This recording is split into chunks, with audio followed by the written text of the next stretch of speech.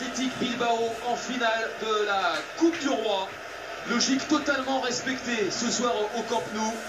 Finaliste la saison dernière, battu à l'époque par le Real Madrid. Le Barça, la chevauchée fantastique de Léo Messi.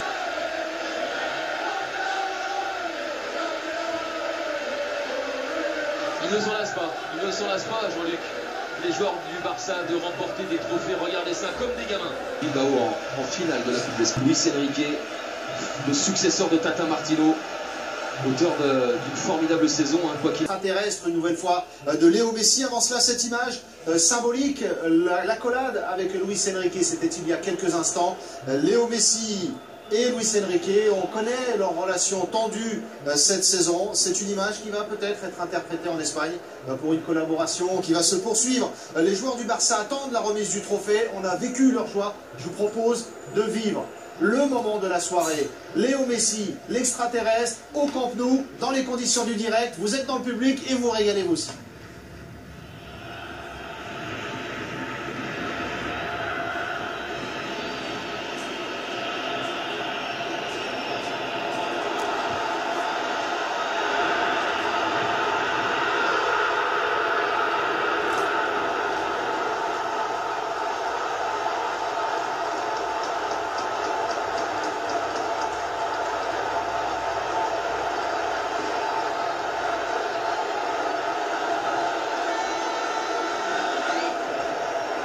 Peter, à vous l'honneur pour les premiers ralentis sur celui d'extraterrestre. Encore une fois, on va reparler de sa conduction de balle qui est énorme. Le ballon toujours collé au pied. Je l'ai joué à peu près 10 fois.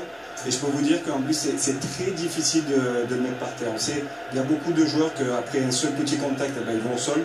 Et on voit qu'il a un trait inférieur assez puissant. Et il encaisse, il sait encaisser aussi.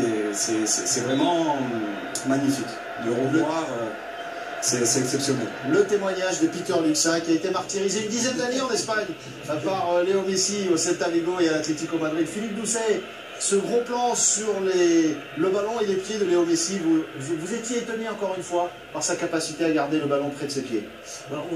On est toujours étonné par effectivement par ce talent, parce que c'est inouï. Moi, j'ai eu la chance, c'est un témoignage un peu plus lointain que celui de Peter, mais j'ai eu la chance d'être à Barcelone, Manchester City, en février pour la Ligue des Champions, en début mars pour la Ligue des Champions.